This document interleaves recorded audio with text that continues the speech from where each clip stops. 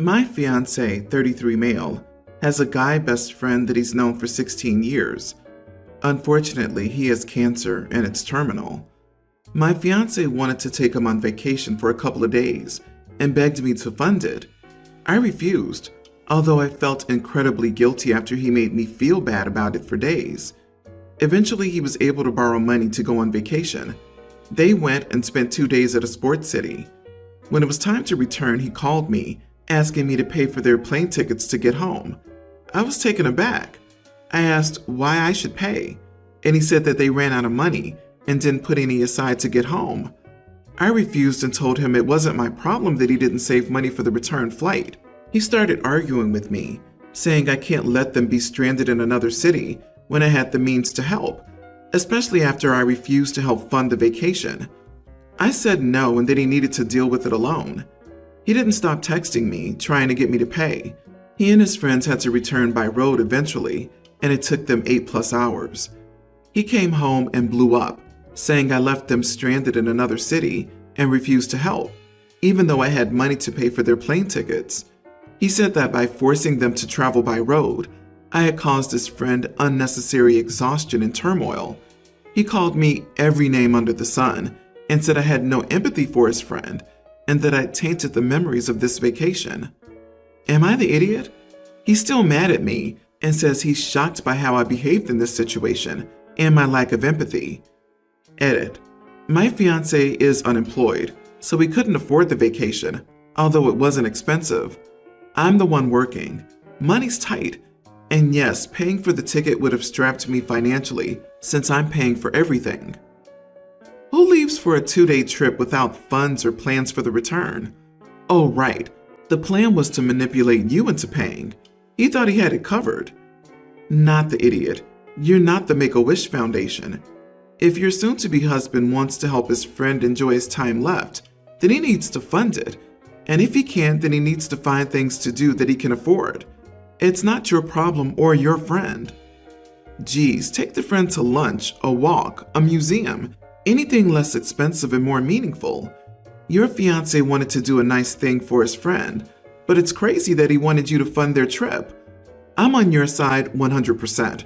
Your partner spending all of his funds because you have the means is a red flag and is more likely to show up again at some point in your relationship.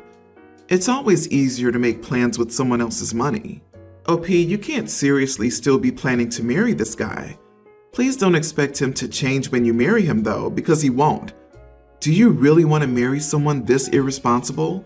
You'll constantly get blamed for every problem that he's created. You will always be the responsible one while he does whatever. Do you want to have that role for the rest of your life? I don't think he was being irresponsible. He spent all the money on purpose, banking an OP to pay for the flights home. It comes across as irresponsible, but I think it was so manipulative and a bigger marinara flag than irresponsibility. The guilt trip after doesn't help his case either. OP didn't ruin the vacation. Fiance's just being a real idiot here on every level.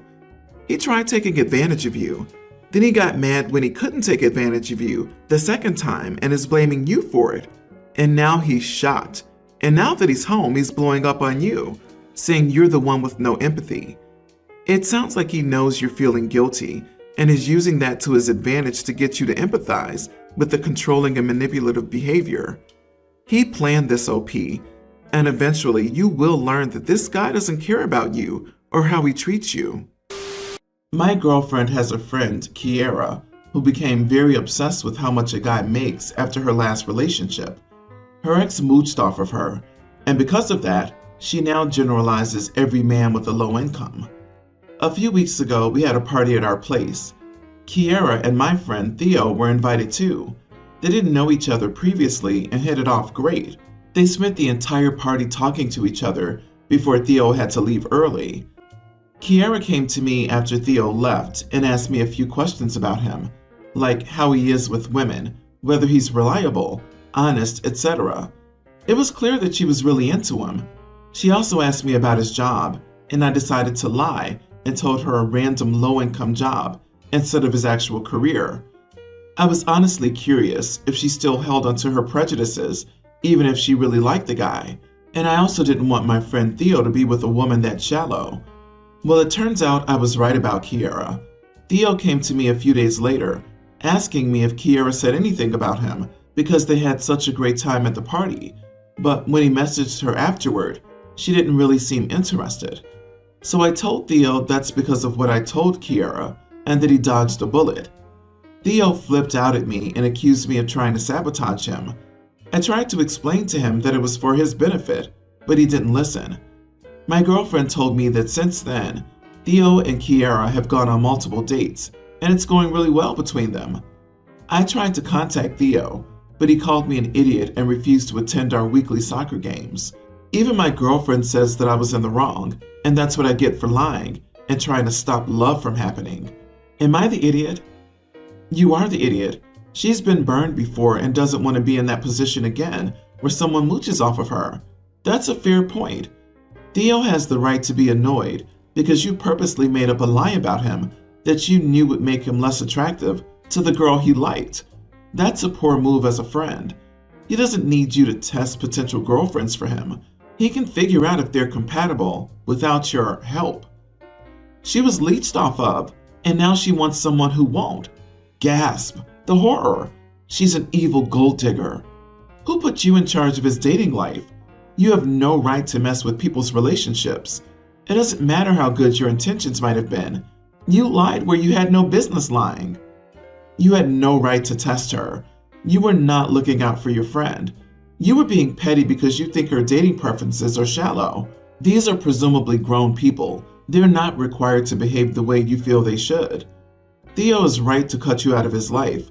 No one wants an overbearing idiot causing discord in their life, all the while pretending to be trying to help him. Seriously, leave these people alone and be grateful if they ever bother to speak to you again. My mom is a major witch to my cousin, which is sad because my cousin, Jack, is literally only a preschooler. I don't know why. Jack is the cutest kid, and yes, he's a bit hyper, and yes, he talks a lot, but it just does not explain anything. Of course, she does all this behind my aunt and uncle's back, but they're starting to suspect something since we don't see them anymore, unless the entire family is over. I've warned my mom repeatedly that this will bite her in the butt, but she insists that she's just lovingly teasing him. Well, it was my grandma's birthday, and the whole family was there.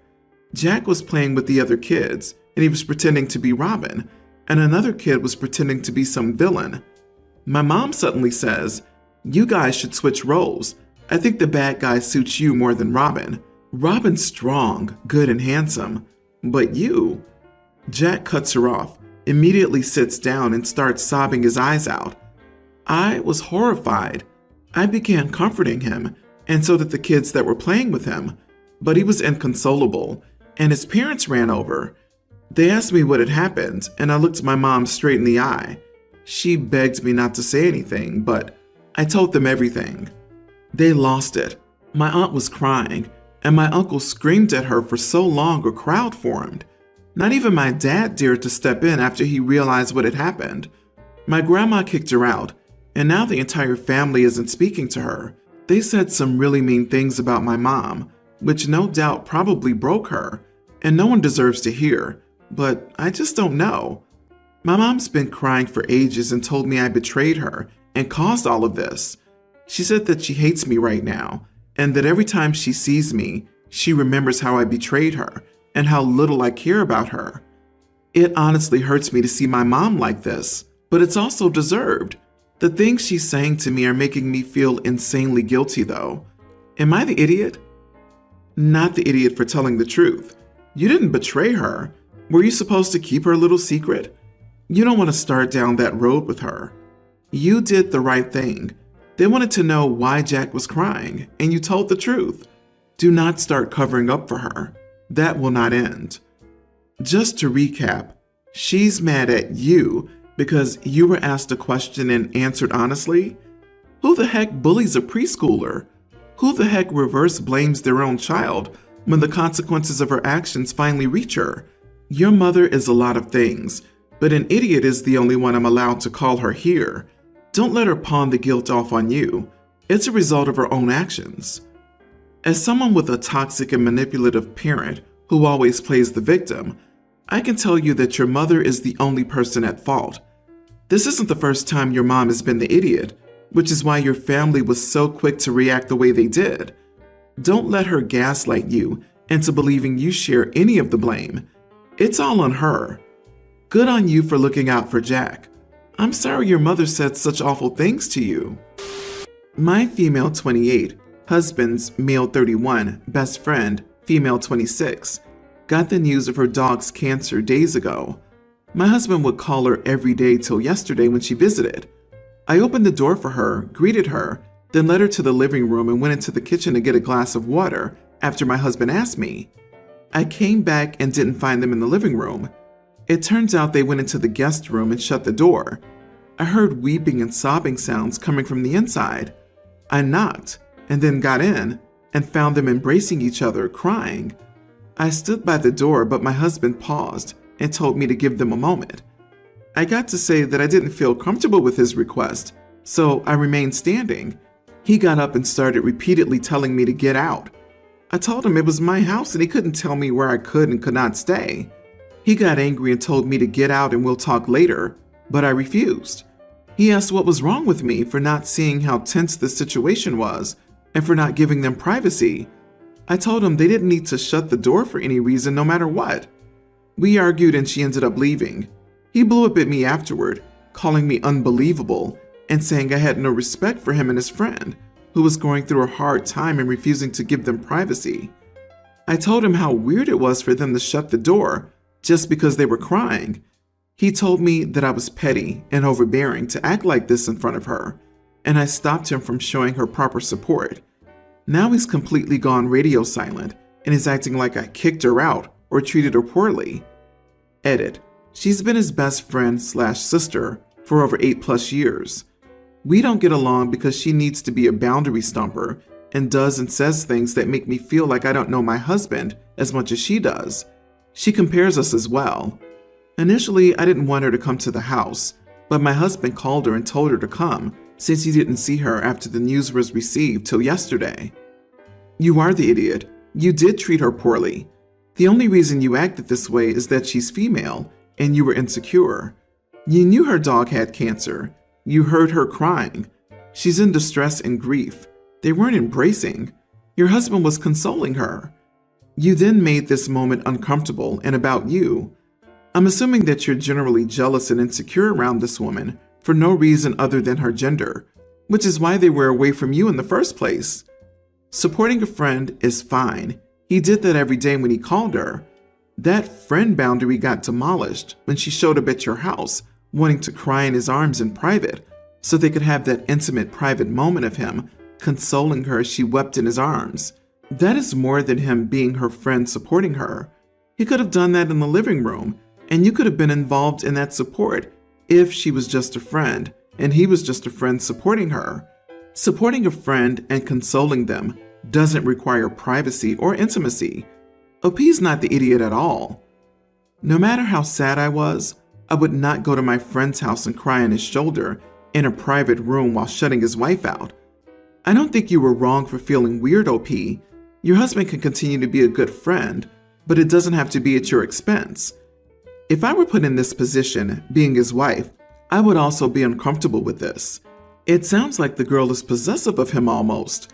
I would talk with your husband and tell him where you felt uncomfortable and why. If he doesn't respect that or tries to defend her, that tells you he likes that relationship better than the marriage. For context, I'll say mom and stepmom. I've always called my stepmom mom in real life, and I consider her my mom. My mom had a very complicated pregnancy with me, and an undiagnosed heart condition led to her death within minutes of my delivery. On it, but I can see where it all comes from as I've gotten older. She is jealous that she's not my only mom, that my mom is still important to me, and that I have family that connects me to a person that I love and respect as much as my living parents, despite having never known her. I can think of a moment when a lot of it started to click. It was my 13th birthday, and my mom and dad's family were over to celebrate my birthday. My mom's family gave me a necklace that belonged to my mom as a present. Apparently, she had given it to her mom, When she started to realize how bad things were going with her pregnancy, and since she had given it to my mom when she was younger, she wanted her to be the one to give it to me.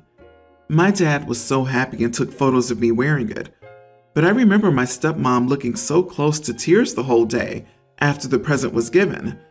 When my dad commented that I looked so much like my mom in her first photo with it, I noticed she reacted. I've tried to reassure her, and I've continued to love her throughout this. Now I'm getting married, and this is where I wonder about how I'm dealing with this. I always wear my mom's necklace now and plan to for my wedding. My dad gave my fiance my mom's ring to propose with. He also gave me a small flower pin she wore to her wedding. So I asked my stepmom if I could have some stuff of hers to wear, and she was so excited and eager until she learned that I was also going to wear stuff representing my mom.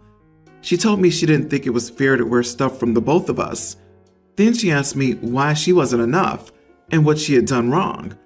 I told her I wanted to represent both my moms.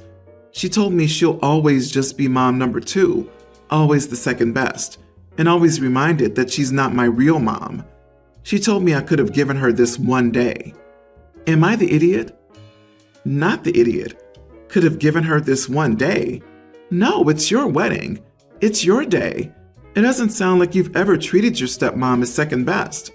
You see her as your mother. She raised you. You also even see your biological mother as your mother. She birthed you and intended to raise you. You are loved by both, and you have a love for both. Wanting to wear something representing 2 of the most influential women on your wedding day is beautiful. It's not a competition. She needs to talk to a professional. She's jealous of a dead woman, and that's very sad. Agreed. Your stepmom just has her own issues. If she insists on being upset at you for being completely reasonable and reassuring, that's entirely her issue. She needs to talk to a therapist about her sense of rejection without real rejection. You can be kind, supportive, and thoughtful in how you talk to her about it, but ultimately it is her issue, not yours. I suspect this is a lot more about your dad than you. Your mom died, so she's faultless. She could never be an imperfect parent, snappy partner, or have a big fight with you and your dad. So I'm willing to bet your dad lionized her to his wife. Your stepmom has borne the burden of being real and thus imperfect. Your stepmom needs some therapy, probably couples therapy.